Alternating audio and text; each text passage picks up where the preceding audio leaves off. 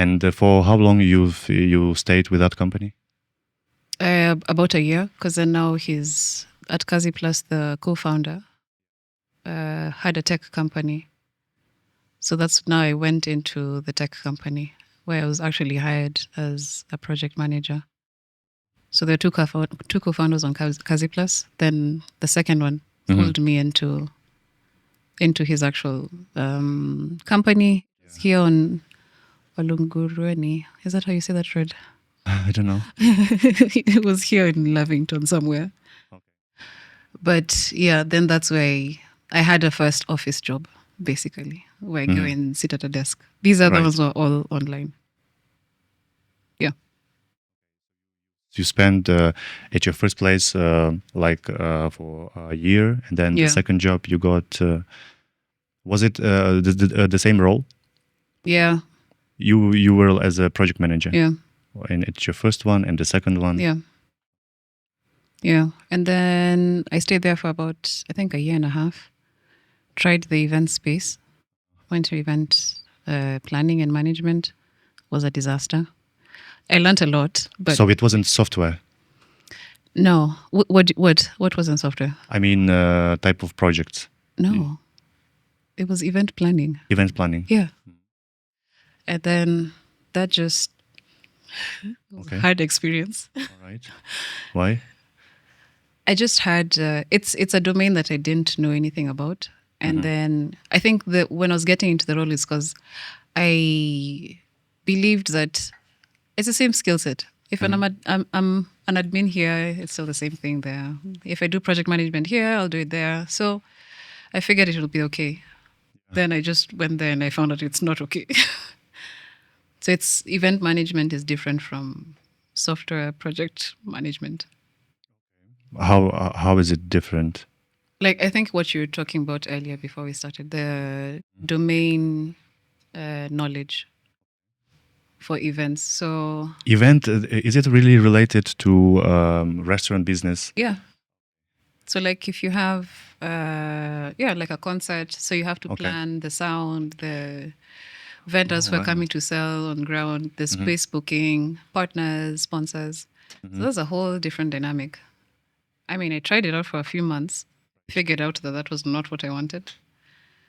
Then I went back looking for my software development projects. Okay. And this is where you ventured into MGAS, or no? No. I think I've gone through a really different. Okay, you've had how many employers you've changed along the way? You've been here. You said 6 years, right? 6 years, yes. Jesus, it sounds like you've changed. I mean, me personally, I changed, I think, like 5 or 6 companies. But I think it's thereabout. Yeah, it's thereabout. I went to work at Allianz after that. At what? Allianz Française in town. Parlez français? Oui, je parle français. Oui, oui. Oh, toi aussi? No, I don't speak French. Yeah, but yeah, I went to work at Allianz for 2 years. The first year was an admin. Don't tell me it's like some CRMs and stuff like that. Well, I started as that. My first salary was a receptionist. As a receptionist? Yeah, it was about... How much was I being paid? It was very low. I felt so bad. Lower than 10? No, it can't be lower than 10. I think it was about 20 there. But then I worked very hard. And then I got a promotion. And then I became... this was before COVID. So it was in 2019. I transitioned from receptionist to head of e-learning platform. I was managing the e-learning platform. And I kept pushing and telling the school, we need to do an e-learning platform, you guys. We have online people. Yeah, but that's not priority right now. Okay, fine. And then COVID came. And then now everyone needs the e-learning platform. So I was the one who was managing the platform during COVID. And then I think early in the year 2020, that's when I got the MGAS job. Then I just moved. Sounds like most of the time you had a very good experience in terms of how you got hired. Many people they've gone through very painful experience in terms of interviews. Yeah. Yeah. Did you have anything like that in your experience? Some toxic interviews and stuff like that? I don't think so. I don't know. Okay. So there's something that I believe in terms of how you carry yourself. So your confidence and how you package yourself. If I know the company that I'm interviewing with, I'll make sure I match their standard. So if it's MGAS, I know it's startup vibes, but then also I need to know that I have to get things done. So I have to show that in the interview process. You need to perform. Yeah, so I'm very strategic with my interviews as well. Okay, so you do some researches before. Yeah, a lot. Do you? Interesting. So are you saying you really have like isolated approach in terms of the what is it called? How you come to interview, right? Yeah. You before So basically you inspect the employer, the responsibilities they post. Because from my experience, most of the time, whatever is posted in the position, once you start talking to people, they just tell you some totally different thing. And you're like, but this is not what I read. And then and you prepare, you spend some time to prepare, and then eventually it's like, no, it's a different thing, because the person who posted that job, she's in HR, she's doing her work and just like, it's done. yes. Yeah, but I think in terms of the experience I've had with interviews, both local and international, because I've also done interviews on Upwork. Yes, there's the job post, but you also need to gauge the mood of the company from that post. So for example, on Upwork, I'd see companies that would be very light with their terminology. So they're very easygoing. So okay, fine, I can show up in a t-shirt for that interview. But then now case in point is Safaricom. When I was doing the interview for Safaricom, I had to be more structured. So even dress code, my background. So there's a lot that I'd put together just to fit the mood of the company. Okay, but it still was a remote interview. They even the last few, right? Yeah. They didn't ask you to come to the office before they decide? No. So I think how I prepare for interviews is more strategic. Right. Because also I need to get the job. I'm not here to keep going around in circles. So I'd make sure I put in enough effort to find out what's going to make me get the job. Right. Yeah. So strategy. Even from the point of your to the point, what's your background, how it looks like, the dress code. You were wearing shirts. In which interview? Which Safaricom. one? I mean the one you mentioned. I think I had a beige blazer. Okay. Because I looked at the job description and I was like, waterfall methodologies. I was like, oh, okay. So, okay, I should wear something old. Well, I don't know if old is the right word. I should wear something conservative. Let me think. I think, so when you look at, but actually, when you just look for research, project managers. Let me see how my mom looked like when she was young. Wow, I still work kidding. there. I'm just kidding, sorry. But it's a little inappropriate. No, but I think it's just that's what I'm saying, it's the mood. Because if you're doing software dev, t-shirt and jeans. But then with waterfall, it's a bit... Oh, yeah. I remember how my first day, I came in shorts. You came in shorts? Yeah. Came in shorts, this kind of t-shirt, a long one, Did you read the job description? And John was like, Yuri, come. It's too much skin. He's like, no. You see, we're trying to, Too much skin. Right. Oh, yeah, too much skin. Yeah. And this is where I realized the shirts are very important here in Kenya. It depends. Well, no. Well, okay. It depends with who you're with. I think of late, when I was in MGAS is where I used to wear a lot of formal clothes. Yeah. At Safaricom, I'm more in t-shirt and jeans. Not like Ukrainian president. Okay, we cut this. Okay. Yeah. But me too. In Ukraine is a little different because we go to the office. No one really cares, especially if you're in IT. Unless you make people uncomfortable, you know. But Okay, there is no rules like that, especially because so many IT engineers are very young, you know, Yeah. 20 something, and you know, you can't just force them to wear shirts, you know, and show up every day, like, you know, because some of And them work. they still may be studying somewhere, you know, in universities and stuff like this. So yeah. But I think it's starting to shift. I Plus, think even in Kenya, shift, yeah. it's starting to shift because, like, right now we have more young people in the workspace. Yeah, and the people who've been there before, the talent that's been there before, they have to kind of like start shifting to accommodate us because now we're becoming more. So then now even dress code is going to change. So it's no longer you have to have a shirt. Right. It's more of, because for us it's more of, it's not how I'm dressed. It's more like, did I do the work, right? Did I get things done? Did we push, right? Did we create value? Things like that. Exactly. So you say finally it matters. Well, it depends with, actually, you know, it's a funny story. So I think between this year and last year, I've been able to meet with some senior people in Safaricom. I have a picture with Peter Ndegwa. I have no idea. Peter Ndegwa is the CEO of Safaricom. Okay. And that day I was pulled out of like a session and said, Nicole, let's go and take to him his certificate. I was wearing ripped jeans. Okay. Ripped jeans. Ripped jeans. So I was just like, I don't know if I'm dressed for the occasion though, but they said it was okay.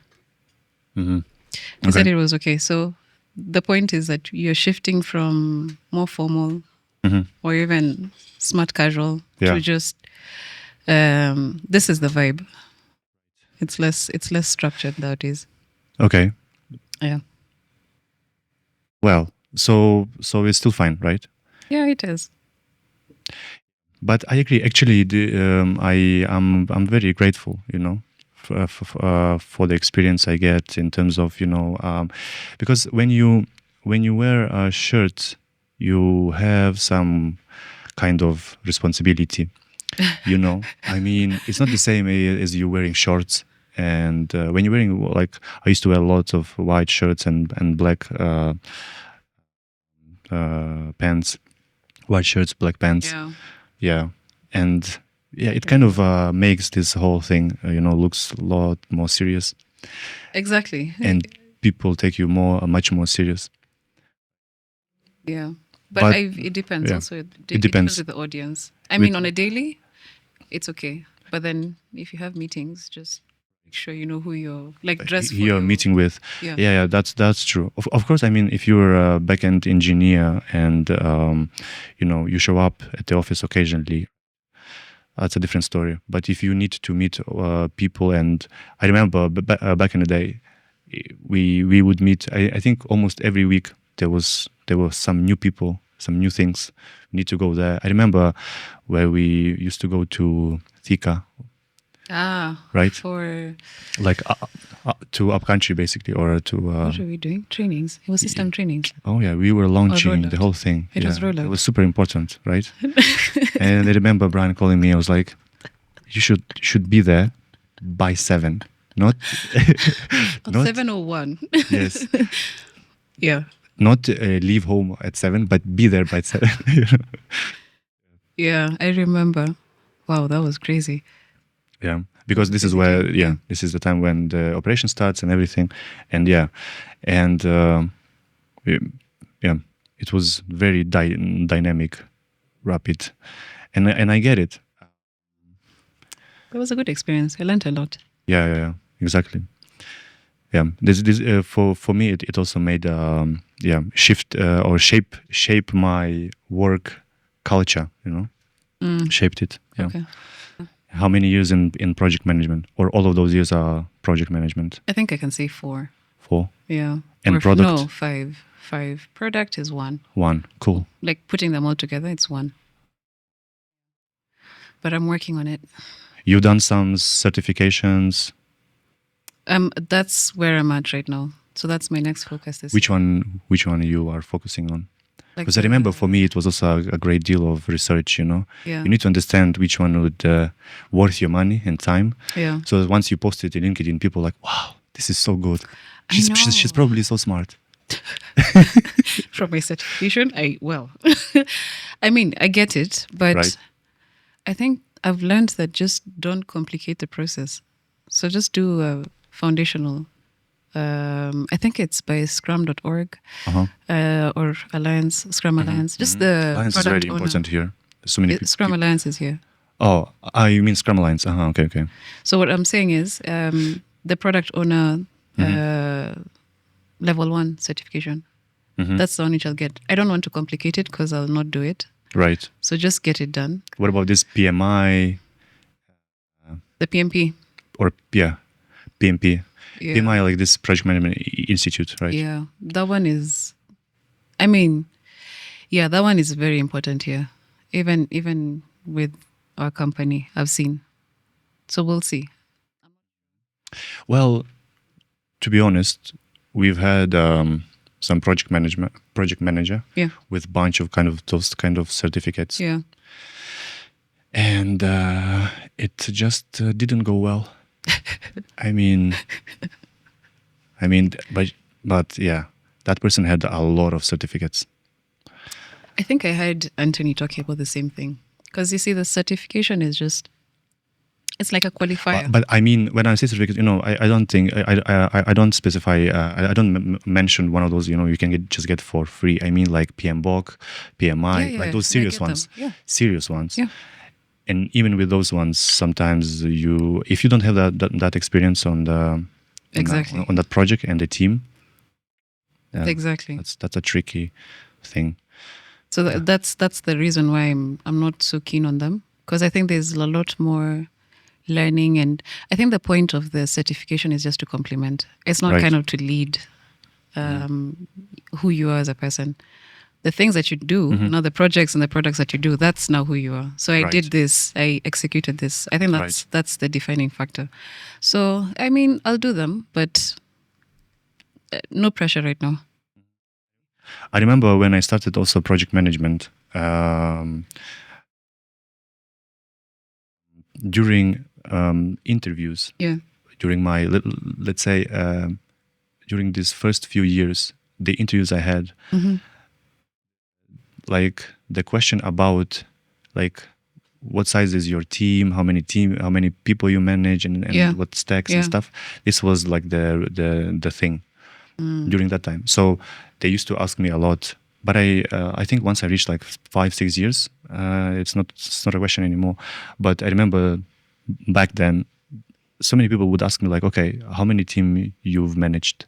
Sorry, how many team? How many people? What size of your team? Yeah. Is it also a thing for you? Because I remember, some people would say, oh, I had a team of 100 people. Jesus, like 100 people. Actually, Right? yeah, that's actually Right. Now that's relatable for me. I think right now the team size is more seen in the project execution. So like what I was mentioning earlier, the project that I did last year, I think I was coordinating a team of, the core team was about 10, 15. But then that was last year. Now this year I have a program that I'm working on. Wow. So the program has a bigger set of people. different teams. Yeah. So when you're doing a status report in the week, Right. because now I do those things. Yeah. Okay. You're sending it to like 100 recipients.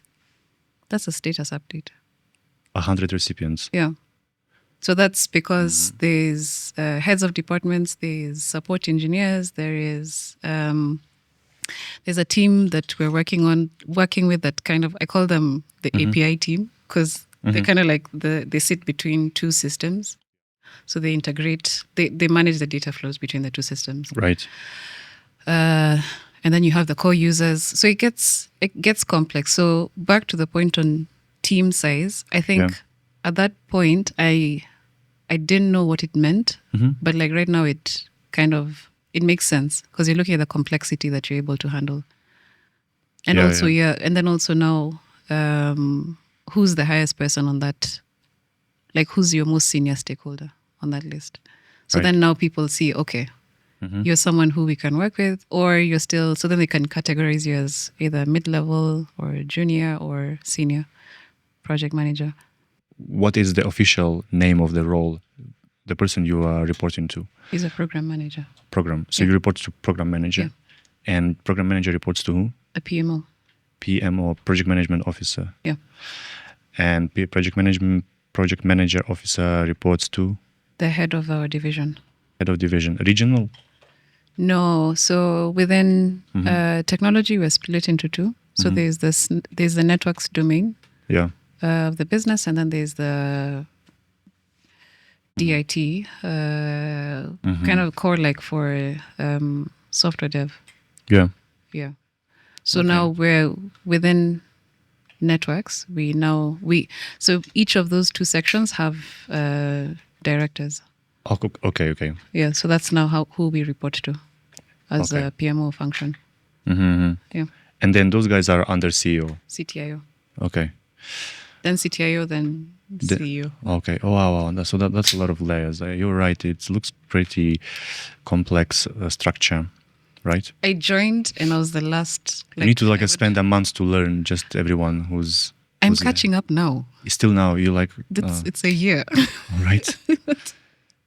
It's not because then now it gets worse because you're working on projects, Yeah. and then now you also have to understand the structure of your engineers. Like who do they report to? What do they do? And who's the most senior person? Yeah, and then man, it's just a lot. Yeah, I understand. Pretty complex, and a lot of branches. And how soon they expected from you to perform? Well, I joined and I was on a 6 months probation. 6 months probation. Yeah, Mhm. but then I think I got my first project on month 2. All right. So it was okay, but then How was your onboarding experience? it was actually good. Right. The experience, I mean, okay, well, it was both ways. It was both overwhelming and good. Mm-hmm. Because now I've moved from working in containers in Mukuru to now coming through a man-trap door. Right. You know the man-trap doors? No. A man-trap door is a security, Like the the- doors that, yeah. A guillotine.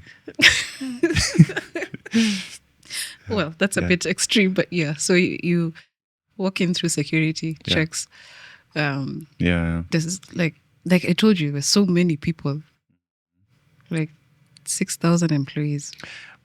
Okay. It's complex. So it was then you get the information you need on Right. the onboarding, but then reality starts sinking in once you try and piece or relate that information. So like HR will give you portals and places to go and check for stuff, but then now you start understanding this is a very different dynamic. It gets very complex, but it was enjoyable. I think it was easy. I think I was expecting to, and I also left MGAS kind of like when it was at a really high note.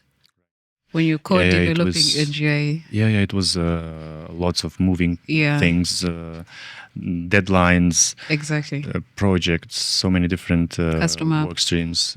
Customer app, right? Oh, yeah.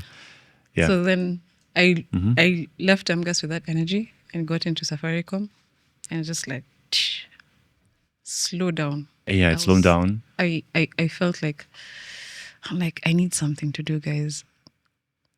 So I was doing a lot of courses. Oh, yeah. Because you had a slow, nice onboarding, right? Yeah, It gave you some room to now reflect, to see at things retrospectively. I wanted to work. I came in Right. and I was excited to work. Give me some money. Yeah, and then I was just like, anyway. But it was a smooth onboarding. Not to complain. I think my expectations were too high. You got a cup? A teacup. Because you said it was smooth, so I'm expecting cups and some I didn't get at that time. little benefits. I think the name is already a benefit. Being hired by All right. is already actually it is. Yeah, there's some new dynamics that I've had to learn. when you're in corporate, like you're working for a brand like Safaricom, you can't just like how I interact with people is a lot more different. Because also they train you to always, like right now, if you tell me you don't have network, I transition from just being your friend. I'm just like, what's happening? Okay. So I become more concerned because I carry the name of the brand as well, or I'm associated to the brand as well. All right. You've signed the NDA? For what? I don't know. I feel like, is there a question you want to ask me? Yeah. I mean, no, not with me. Oh. Yeah, of course. Yeah. You have to. Oh, It's part of okay. the contracting and body. Okay. But yeah, it's a good experience. I think I've enjoyed my tech journey. I also curious. I mean, partially I know the answer to my question, but I want to hear from you. Like, what do you like about project management? I mean, in terms of the tools you use. Yeah, like what you found. I mean, now having this 6 years of experience. Yeah. What works for you and what doesn't work for you? Project, right? Yeah, in terms of your work strategy, the tools you use. Like for example, me, I love using Jira, right? And you know that, right? Yeah. And I can say I'm pretty good in that. Yeah. But also we've been trying some different things, you know. Okay. Yeah, I have a few things that I always use, even if it's not for my work. I keep using them. I like them. They help me to keep some structure in some of my daily tasks. Something I plan. It's much more easy when you just can break some stuff down and leave it somewhere. Keep all the things in one place. Monday.com. Not yeah, right. You like it? I know that's what you used to use. I use ClickUp. I mean, I like ClickUp. Right. Yeah. Mm-hmm. But no, I get what you're asking. I think project manager, I see myself as the person that helps the team navigate through to where they want to go. So just delivery. However we do that. I think at one point I remember you telling me, I don't know if you remember you telling me this, but you told me that it doesn't matter the tool that you're using. It's more of how you work. So what suits best? Yeah, because for you and your team. Exactly. So like you like Jira. I mean, okay, I also like Jira. Some people say it's complicated, but it depends. Right? Well, the way you use it. To each their own. Right. So like you like Monday.com, I'd like ClickUp. Right. I prefer ClickUp over Monday. Right. Jira for sure because of just the structure for Scrum. And then, well, on my day job, I use MS Project. I'm sorry. No, it's good. Yo, that was... I think part of the learning curve, that one was a hard one. I'm still trying to find a way away from it. Trying to heal. I don't know if I can heal because it's part of the job. It's the main tool. But now they introduce many great tools like AI tools. MS Project does not have AI. Ah, okay. It's just on everything else but that. So, but I think, so as a project manager, it doesn't matter the tool. I think the point is to help teams organize their work and then get things done. Whatever we do, I mean, of course, there are efficient ways to do that. Yeah. We're not going to coordinate on emails. Because of course, that's also another thing. People are managing tasks through emails. You've gotten that before? Well, I think... is that what you guys are doing? Yeah, I mean, it happens. It happens. Sometimes, what people do is just by managing, they mean just to forward an email. Yeah. This is how they manage. Like you forward an email and you're like, okay, so I should now read the whole list, 50 pages of the conversation. And then respond. And then like, do I need to respond to this? Or take an action. Who's this? Who are these people? What are they talking about? You're so funny. But yeah. So for me, that's my job as a project manager. I think I realize, and I like, You need to be flexible, definitely. yeah, and then also it helps the engineers, the technical team, because I don't also want to frustrate them. So let the engineers do the engineering, right? And then I will worry about the delivery. Handle the rest. Yeah. No, not the rest, because the rest is a lot. The delivery, yes, My part. exactly. My Well, my duties. yeah, just this small line over here. Mm. But yeah, that's what I do as a project manager. That's what I like doing. You like you have your fixed list of things you are responsible for, Yeah. or it's like that, like we had before. Like you're just responsible for everything, everything that may go wrong. You're like, okay. It depends on the day. It depends on the day, Yuri. But mostly, I think that I mean, this helps a lot. Once you have 1, 2, 3, your Yeah. managers, they say, okay, this and this. Yeah. That's it. Don't go here and don't go here. Yeah. Okay. Yeah. Right. So that, yes. Okay. That's a good point. Yeah. So that's now the support we get from the PMO office. Because, like, it's easy for, I think I've realized that it's easy for a project manager to be seen as an admin, who's like set up Admin. meetings for me and just ask for me, this guy, to give me this requirement. Like, no, my friend, you do it. Please. So then now the PMO function, because that was part of my learning curve. I didn't know. I think I was very open-hearted to supporting the To team. help to Yeah. do the job for someone Yeah. else. And then And you see that's the easiest thing. yeah. Actually, when someone does something wrong, like let's say it's some of your team, Yeah. just responds and you know it's wrong. Yeah. Yeah. And the easiest thing is to just quickly interrupt and say, hey, no. Yeah. You are mixing things up. That's the thing. But I think what I've encountered and realized that sometimes it's not a good idea for you to just correct them all the time or fix their problems. Instead, what you can do is just try to somehow focus them so that they find the answer themselves and do these things for themselves, so they feel some kind of responsibility for that, right? Because when you're fixing it yourself, they're like, okay, this guy knows, so I'm fine. I don't need to think about this because he knows. And the next problem will also be yours. Exactly. And anything else that comes out of that. But I think I've also learned to ask leading questions. Leading questions. Yeah, so kind of like you don't want to point them to the direction of the solution, but then ask something so that they figure it out there. And then now you're hands off so that it's not my task. Right. But again, I've had to learn a lot. I've learned a project manager is a very important person, more so now, just because of the complex layers that I've gotten to be part of.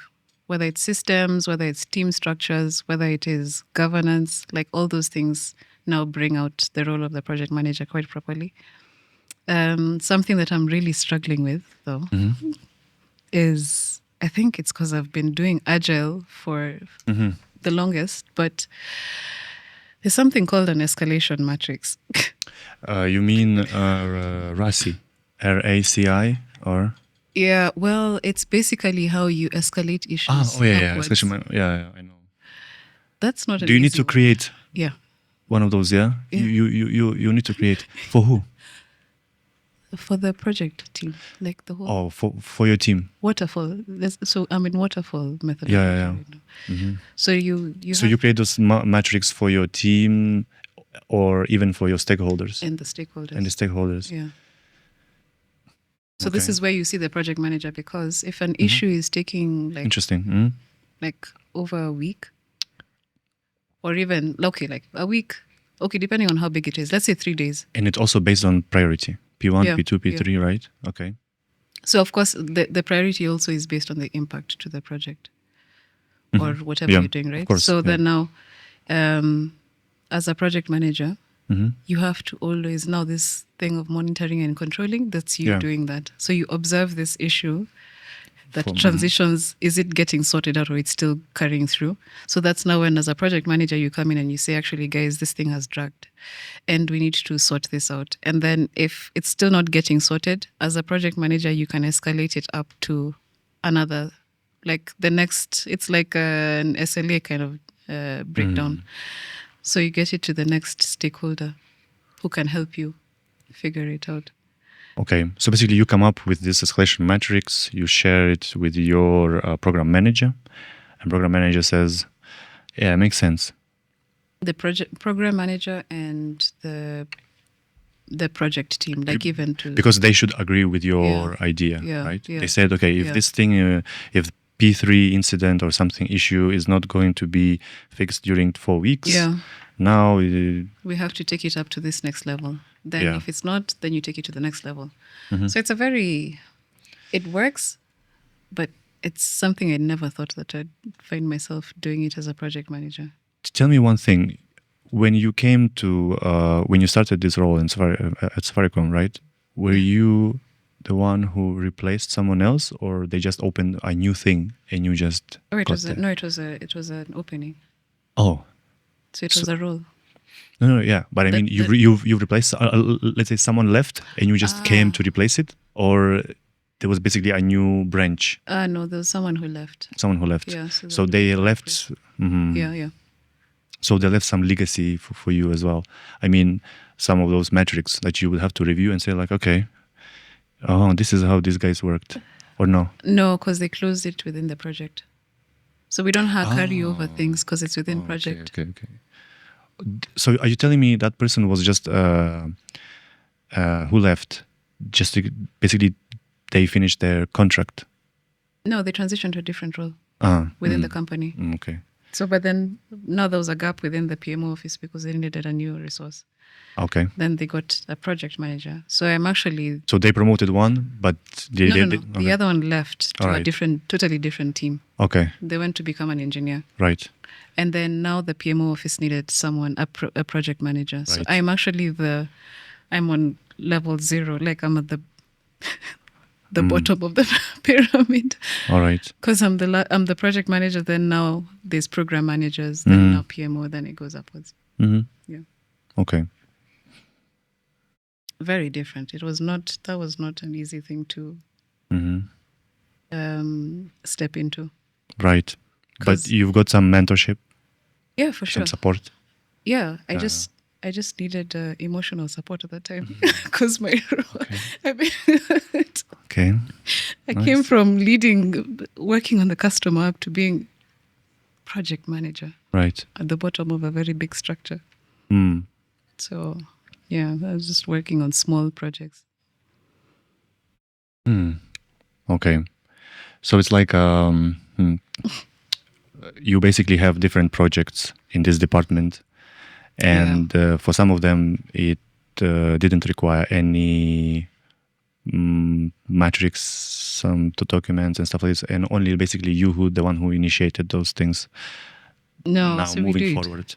No, so we do it within the project. Oh, only for the project. Yeah, so within a project, you'd have the matrices, you'll have the governance, you'll have documentation. I thought it's like a general thing for the department. I mean, the escalation, because escalation can happen for different projects. Yeah, but then you define it in the project. Within the project. Yeah. I mean, they're guiding templates, but then when you do a project, you define, so that's now what you do within a kickoff. So the kickoff, you walk through the project sponsor, the owner, and all stakeholders in the project team, and basically anyone who has interest in the project. You walk them through the whole plan, the matrices, the escalations, all that. And then you close all that within the project, if possible, before you get to another role. Okay. Do you have some like project capacity for project manager? In my experience, I remember we used to have like when I was in outsourcing kind of type of business, right? So we had let's say you can have some full-time project and plus some part-time. Or if you have like a one part-time, two part-times, so you could have like some project, and you don't basically project doesn't require your time as a full-time employee. So so we would have a multiple 5 projects, 6 projects. Some people would have 10 projects, because some of them are like on this support kind of a support stage or phase, right? And the other ones, they have like some active phase. So basically, when you have an active phase of one part-time, another part-time, basically you are fully booked because the active phase takes lots of your time. Yeah. Do you? Yeah, because you mentioned you have you're experimenting with a role as product owner, product manager, and also project manager. So yeah. So I think for us, it's more on program level. So then the program becomes now the consolidation. So you'll have, depending on the magnitude of the program, you can have a you can have a program manager have one program and run a small project. But if it's too big, you have them solely dedicated to that program. So they wouldn't work on anything else. For me, I'm privileged to be available to work on to work on the projects that are mostly short term. So the ones that I've been working on are maximum of 6 months, and then the program level now goes to a year. Okay, and who decides that? Okay, Nicole can take one or PMO two. Office. Now they say, no, you can take one more. But but of course, there's a lot of the gauging in there. So complexity, duration, also my knowledge in that area, right, or experience, priority to the business. Is it something that is urgent?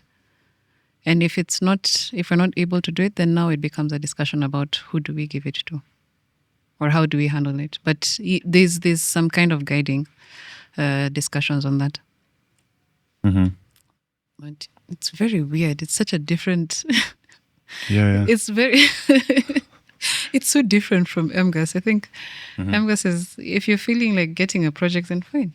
If you don't want to do it, it's fine. But are you saying you can approach your program manager and ask them like, I feel like I have some more capacity. Can you give me some more work? Yeah. Is it possible? Yeah. Yeah. And then they'll always, actually, I think that's what I did for last year. Right. And then they'll be on the lookout for projects that are of interest to you. Then they'll bring them to you if they come up. Whether it's small, and I think that's, you remember the video I sent you? Did you watch the video I sent you? Yeah, I watched. Yeah. I mean, you popped up like in the middle. No, I was at the beginning. You were no, I don't think so. It was like some No. Some people, I remember some people like it's some offices discussing fences, some stuff. Yeah. But there was so many different people. So basically, that's a small project. It was an innovation center. The main project or the main program is the data center. So I was working on just one room within the data center. That's why I was given the project, because it was 3 months, I think. Okay. Yeah. But it's fun. I think it gives you a lot of experience. I think for young people, I think it's very important to try things. Don't settle, especially in technology, because you see, there's a lot that you learn, and it comes back to you, either as hard skills or soft skills. You'll use it somewhere else. And with this day and age of AI, things are just moving very fast. So you need to be able to experiment, try different projects, try different products, like ask questions, put yourself out there, take courses. And then now, after some time, you'll just figure out, okay, this is where I want to specialize in, as opposed to keeping closed. You'll not get, you won't get a good enough experience. That's what I did. That's why my journey looks like a very nice wave. Wow, but that's a very unique experience, and I feel like you can use it, especially, I mean, what you had before comparing to what you have now.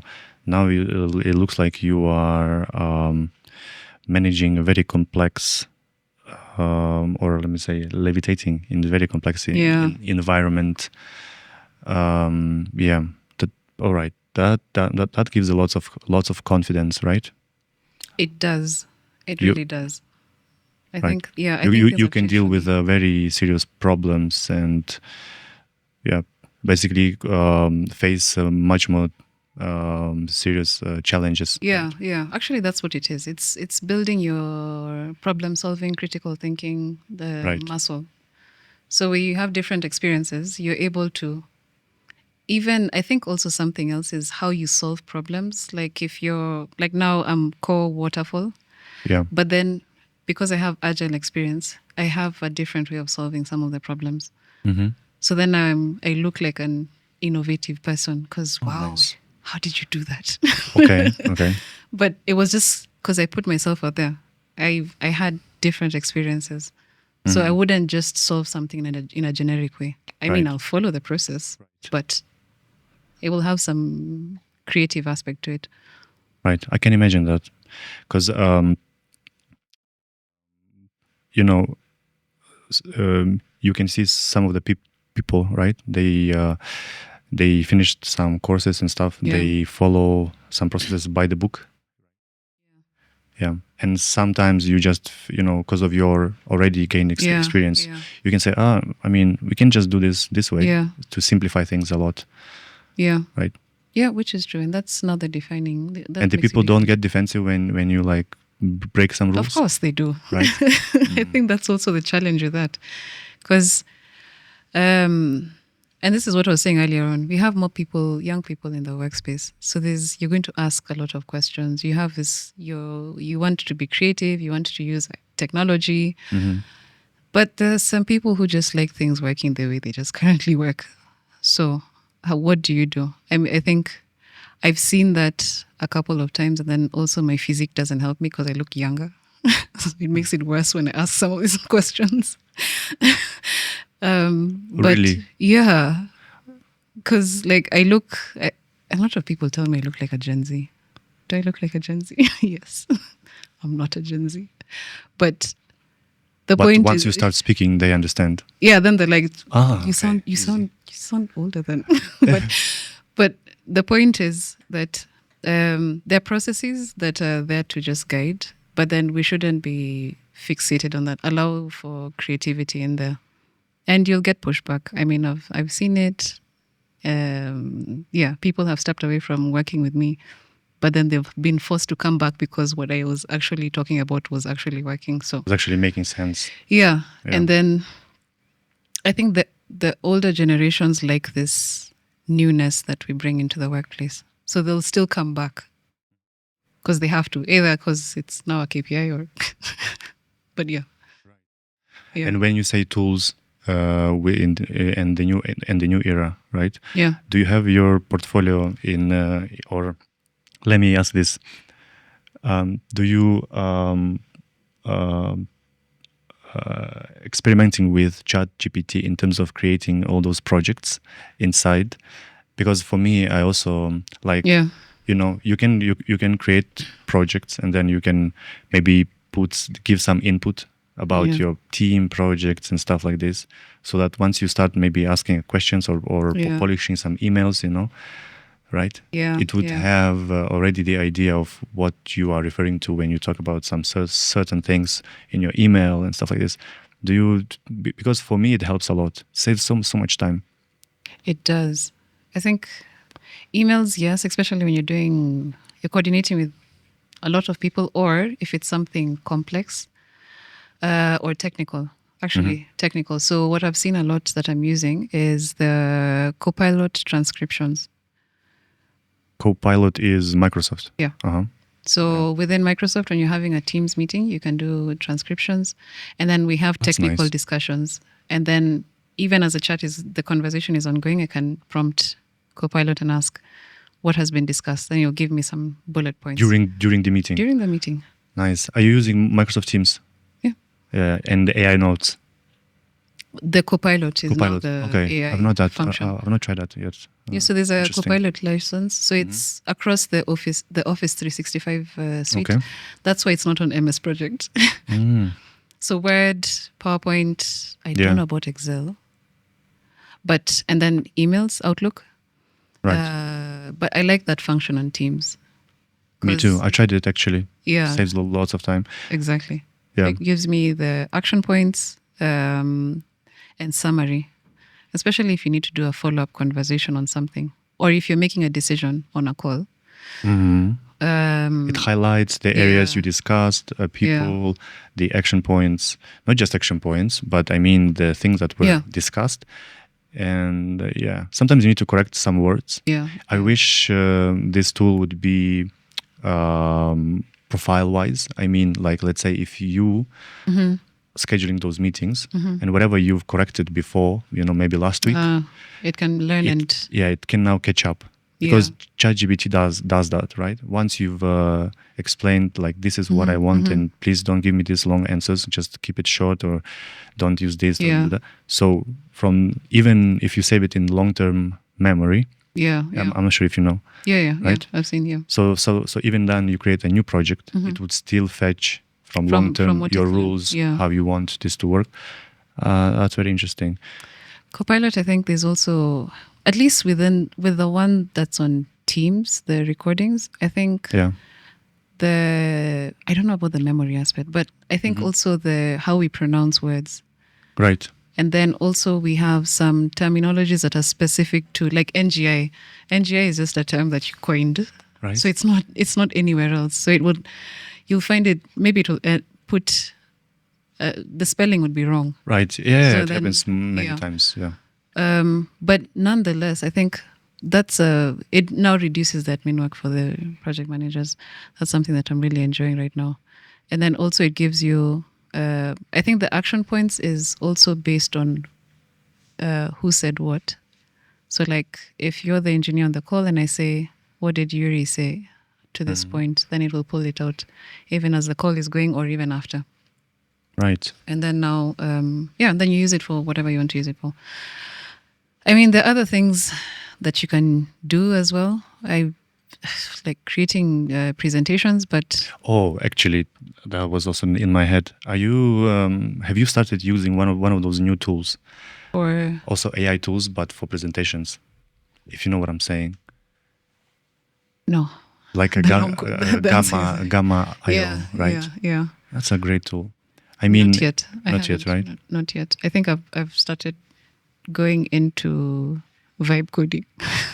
Into what? Vibe coding. Vibe coding. Yeah. Coding. Yes. You're back to coding. or you mean you are experimenting with some startup? You want to build your own app. So it's just part of experimentation. Okay. So in Safaricom, I think it's also the thing that I was explaining before. Yes, you're a project manager, but you're also creating your career path. You're also participating in other initiatives. So you just don't sit at your desk. So you can be in a hackathon, you can participate in initiatives, events, and things like that. So outside of your day job, what are you doing? So that's something that I'm exploring, vibe coding, which is now on the subject of AI, which is just being able to build products faster. So you know of Lovable. Like you want to mentor your engineers and help them to improve it's just for fun. Yeah, it's just for fun. Just curiosity. Just like, how does this thing work? Right. So, and I think the same thing that we're talking about, experience. So if you have different types of experiences, like you feel rich as a person. Even as you're solving problems, you're solving it from a rich perspective. I won't solve a problem just as a project manager. I can sit as an engineer and understand the engineer. I can sit as a manager and understand that. I can sit as a user and understand. So I have different experiences. Is it possible if you to give example? In terms of? In terms of this, in terms of coding and your reference. So because I'm trying to connect these things in my head, and you used the word for fun. That's weird. Doesn't sound like fun, but probably it is. I mean, so there's a platform, like for example, so just the same way we're doing, it's kind of like advanced prompt engineering, basically. Okay. Oh. So vibe coding is like automation. Prompt engineering. Mike. Prompt engineering. Yeah. So there's a platform, for example, that I'm using called Lovable. Okay, Lovable. So Lovable is a platform that you can go in and create products. Okay. So what you do is you give it some prompts and say, I'd like to build a SaaS Products application. like applications. Yeah, Okay. or websites Okay. Oh, or cool. Interesting. mobile app or things like that. Mm-hmm. So I'd like to build a SaaS platform that is for an e-commerce. Right. And I'd like you to have these elements, a shopping cart, this is the context and things like that. And then what it does? It will create for you the platform. With some bugs.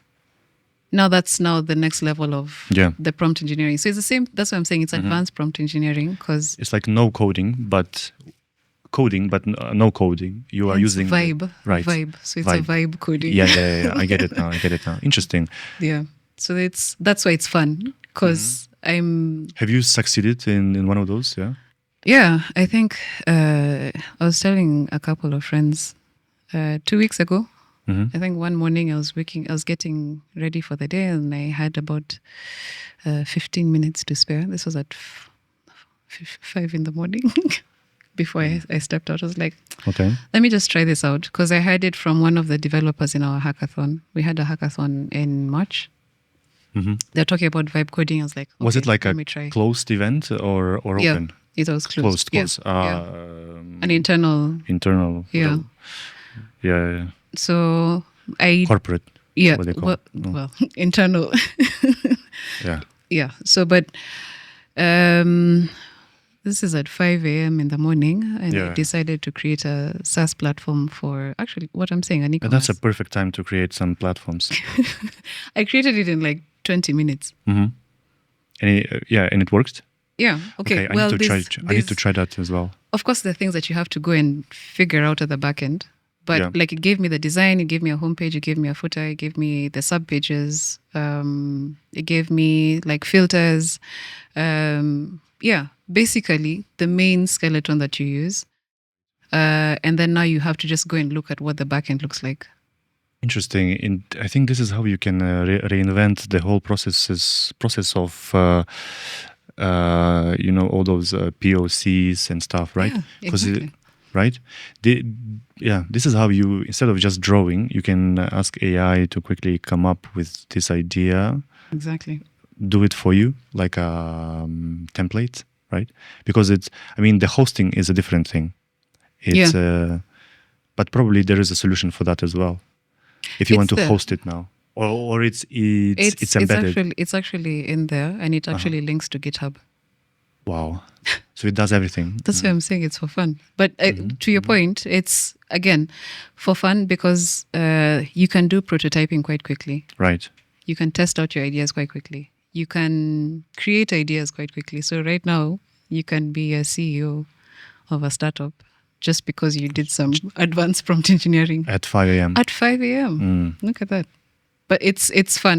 But I'm learning there's some structure that needs to go into it, just the way we started with prompt engineering, like context and like organizing the prompt so that you can get what you want at the end, as opposed to just throwing in a big prompt and then you just get you need to output. I understand. Split it into some small chunks. Yeah. Build this and then this and then this, and instead of just asking to build everything at one go. Exactly. All right. Yeah. Oh, that makes perfect sense. Does it sound fun? Yeah. It does. I will call you to build your platform. Sure. I have an idea. A very good idea. We'll make tons of money. Okay. Yeah. Let's do it. Let's not talk about it here, though. We'll steal it. No, but I have an idea. Since you already have some experience, I'll explain to you. We sign NDA. Sure. Pay me in, which is the highest currency right now? Currency? Yeah. I don't know. Need to ask Trump what's going on.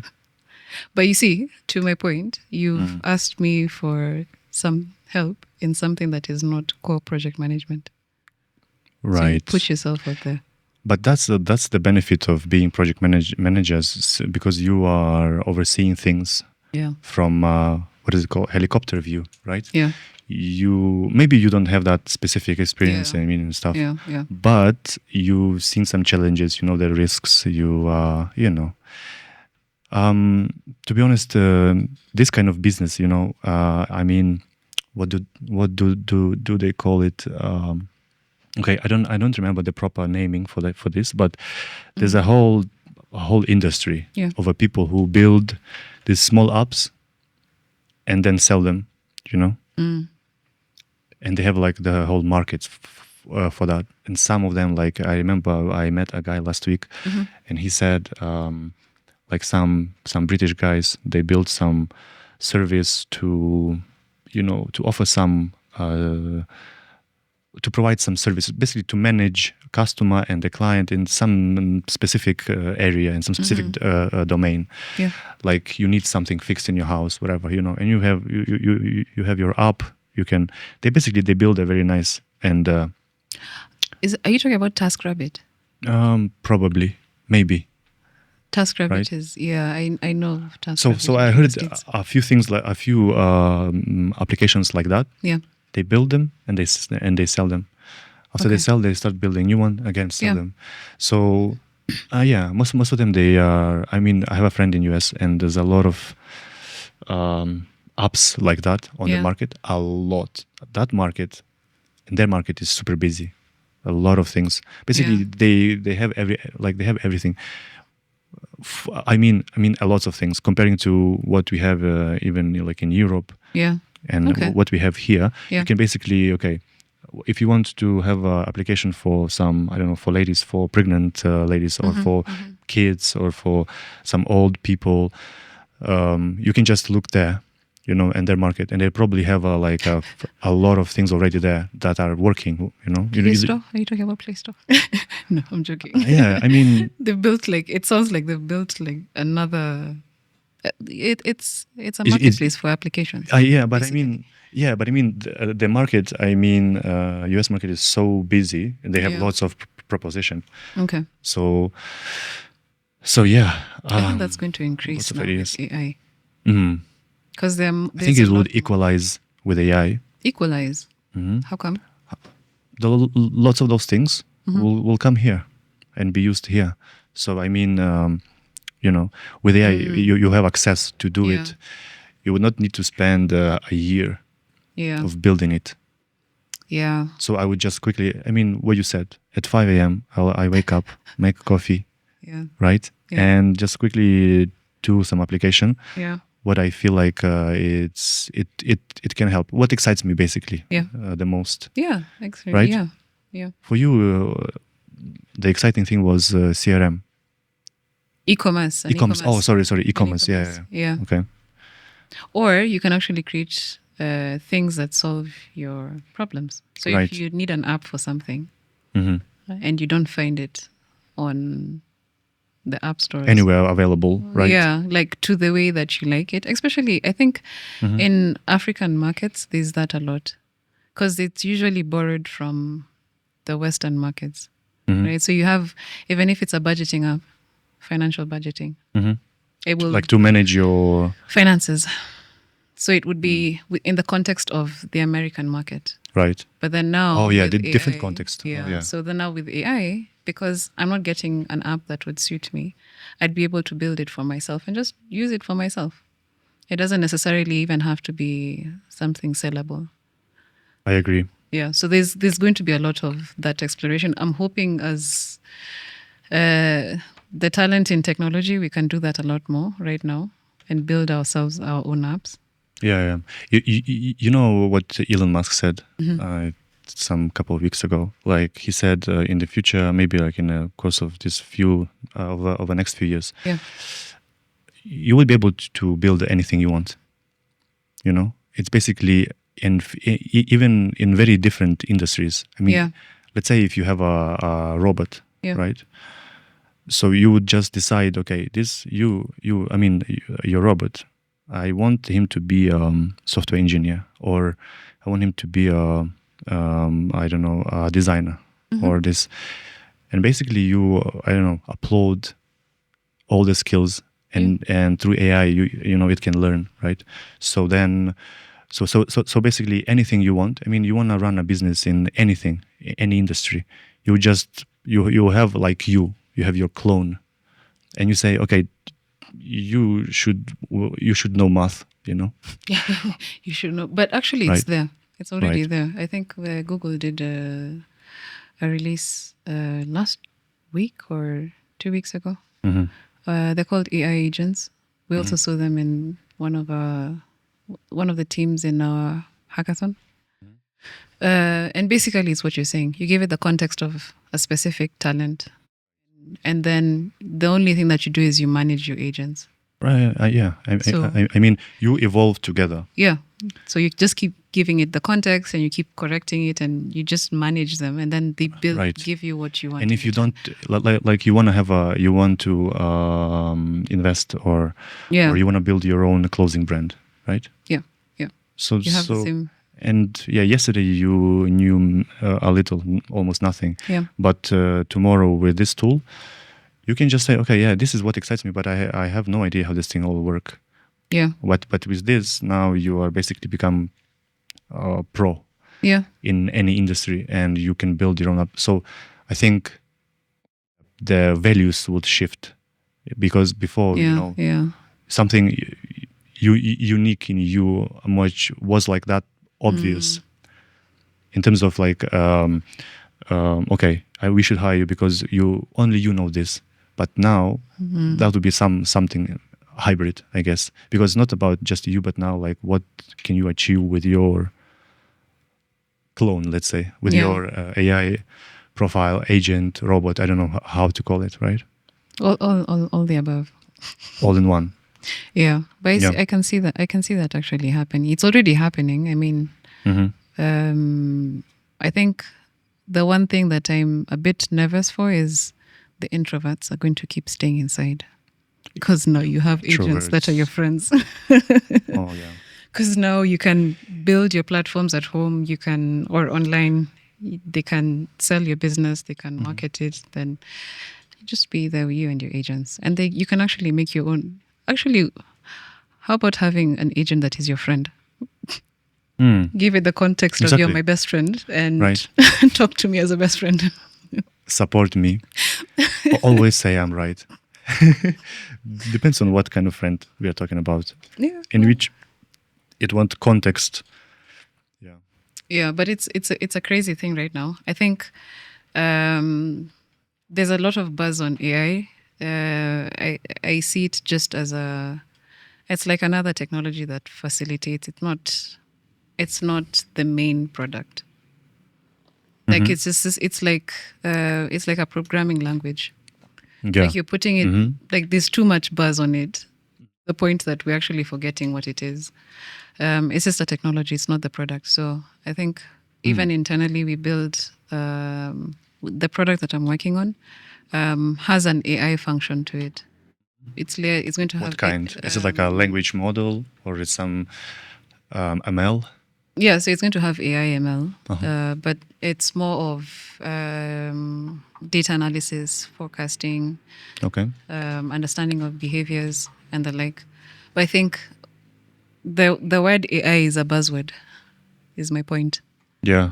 So we need to be focused more on the experience that you get from using a tool or a service, more than the technology that you're using. So like if I'm on a platform and it's a CRM, it's a customer experience interaction portal. As a user, I come in and I just chat with the bot or on the chat there. But the experience is so rich to the point that I wouldn't even know that it's an AI function that's running. So you don't plaster me with the AI word. Right. But Right. from what I'm interacting with, I wouldn't know that was AI. Like I feel yeah. it is. Yeah. Yeah. So that is already there, definitely. well, yeah. I mean, you know those things that focused on leads acquisition, right? They can basically call you and talk to you with a No, the with implementation your is there, yes. Nairobian accent if you want, Yes. and offer you services and stuff. Yeah. Yeah, the implementation is there. But the point is, the buzzword of AI is it's too loud. It's clouding Oh yeah. the product more than. So like you'll have, You're missing we're the doing point. this with, yeah, exactly. We're doing this with AI. I'm doing this with AI. I'm like, okay, Yeah. so much for you and your AI. Maybe I don't want the AI. I just want this problem fixed. Yeah. Okay. You I see get your so point. yeah. So I think that's the thing that I'm hoping we can shift from the buzzword of AI, and then also in Kenya, just build more products for ourselves. All right. I have some friends who think like who's afraid that AI will replace them, or they are also, I would say, missing the point. So it's just a tool, right? You Exactly. basically, it's not about AI, it's about you and what you use and how you use it, right? Yeah. Yesterday you needed to spend I don't know, 8 hours debugging something. Now you can spend a few minutes, right? Exactly. Yesterday we spoke with Crispus, and he was making a point that back in the day, Googling was a skill, right? Exactly. So you Yeah. need to know like Yeah. how to formulate the question properly, prompt what you want to, and then also keep doing this, keep Yeah. researching. All that research now is, I would say, is much more efficient. It saves you like 90% of your time, True. right? True. Yeah. So I agree. Right. Interesting times. Yeah. Very exciting. Yes. And and I think we will what do we call it? Not reinvent, but redefine Yeah. many roles. I mean, you as a project manager, maybe you would be able to handle not one, but maybe 5 more projects, because you would be able to just, I mean, once, I think what's missing at the moment is all those your meetings and calendars and conversation and all those chats. They are, for the time being, they are very isolated.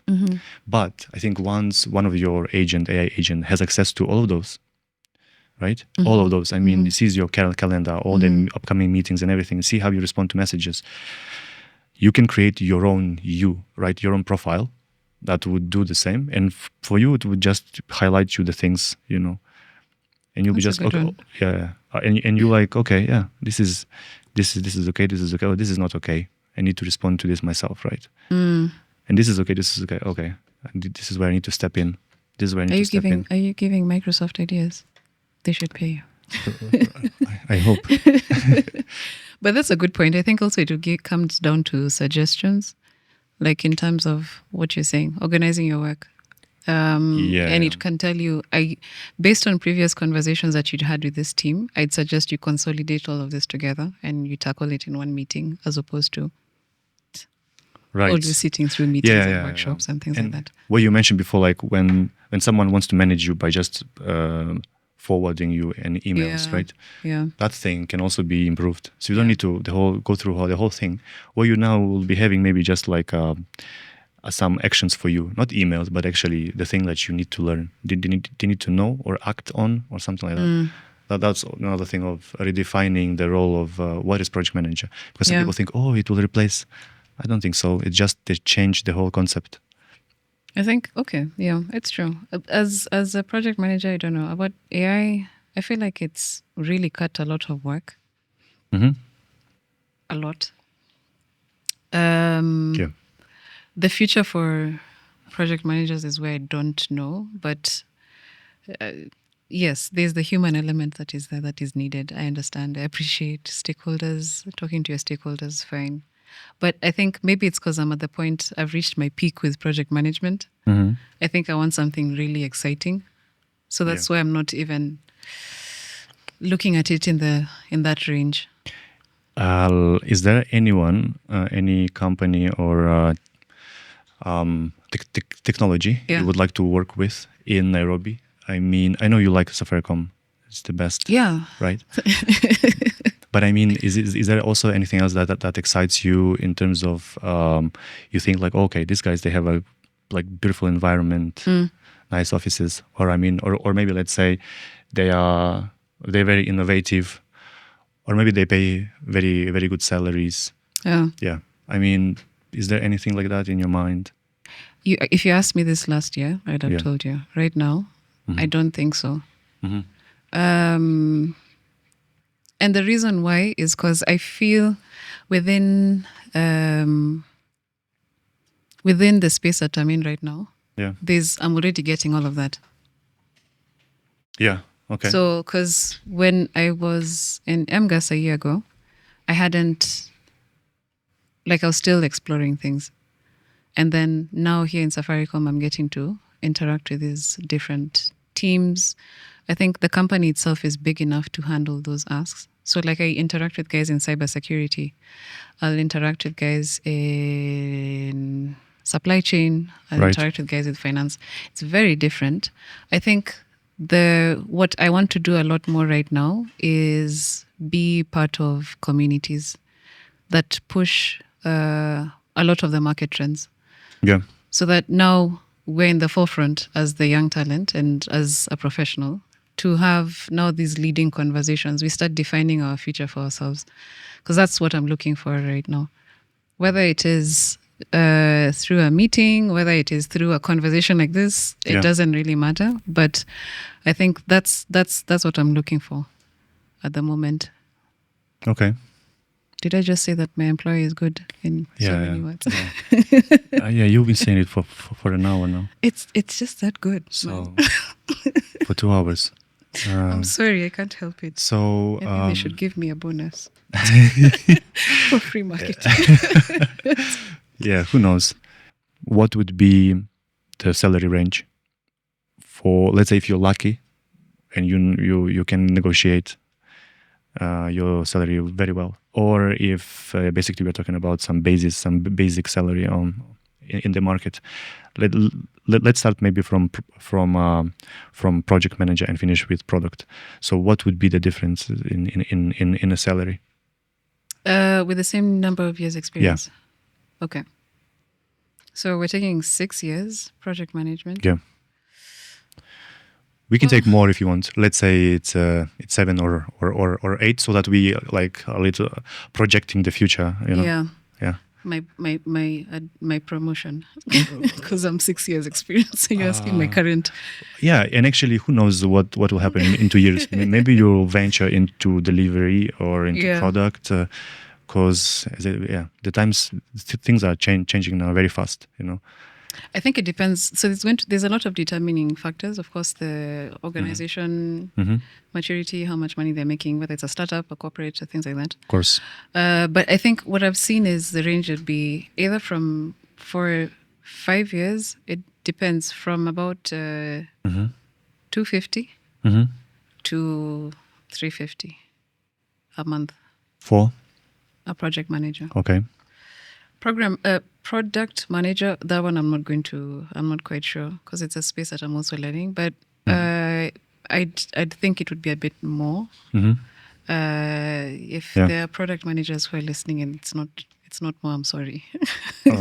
But as you said, it's really based on that structure and type of your organization. Yeah, but roughly it's within there. All right. Yeah. So 250 to 350. 350, maybe 4K, 500K. No, that's that I think that with 8 years of experience. 8 years, yes.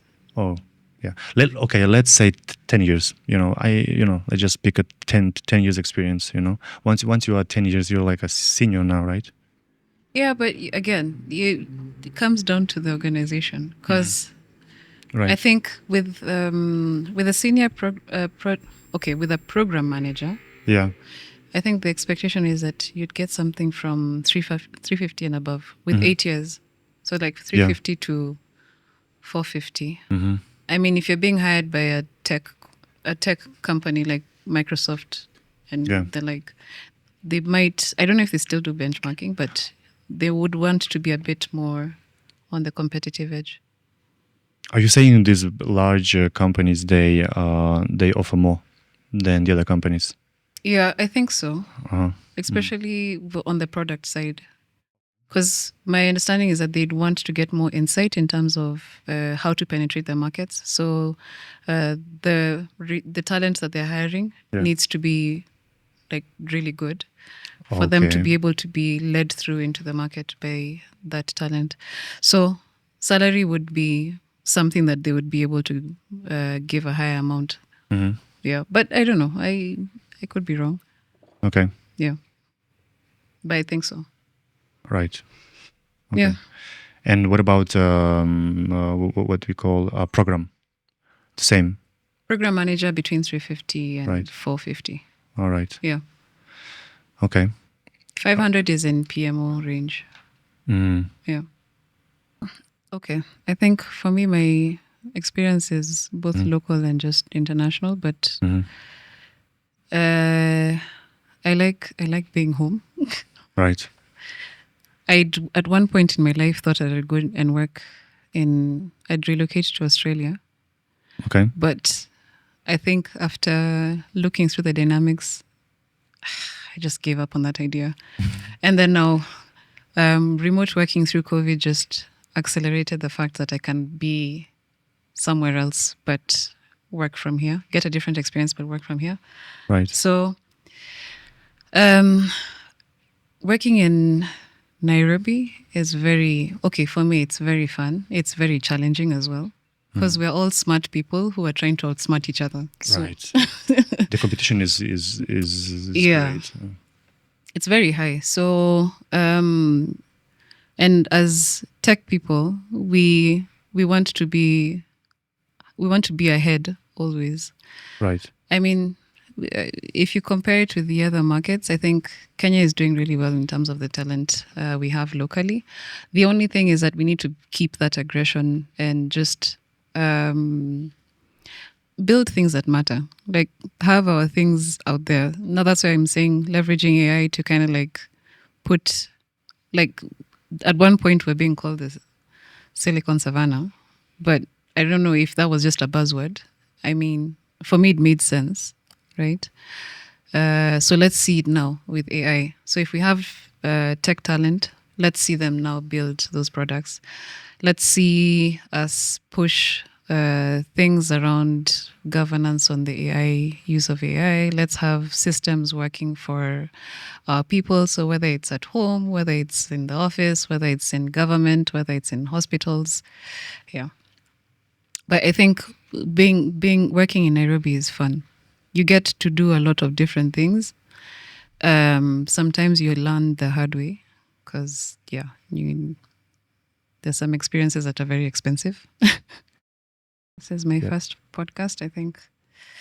I don't know if does that mean that I'm old? Now I'm speaking to the young people Are you because I have wisdom. Are you calling me young? Yes. You see my hair? Words of wisdom with you. Right.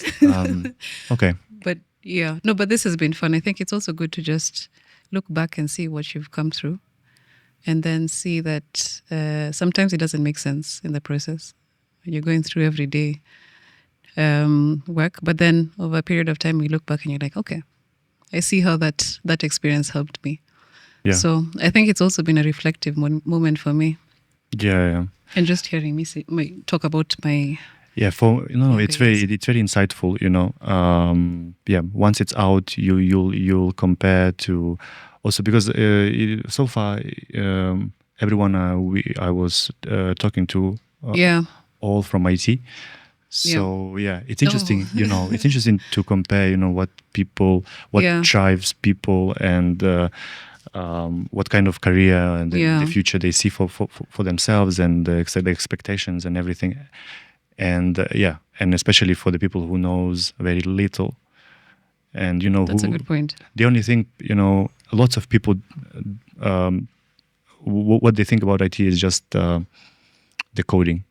Their only one association is like coding, and the technology is coding, which is not. The technology is people. I'm not sure who said that. Mm-hmm. Okay. Maybe me. Are you quoting yourself? Yeah. But I agree. I think it's a good initiative. It's good to also just kind of like give back to the community with context and have our own content for. Yeah. Maybe there's going to be an AI model that will use this somewhere. Our faces. Well, more the context, the Oh. conversation Oh, than the yeah. faces. Oh well, my AI already using it. Okay, you'll Yeah. show me that one. But All right, I'll show you that. Cool. But it's been good. Thank you, Yuri. Thank you so much, Nicole. Okay. Thank you.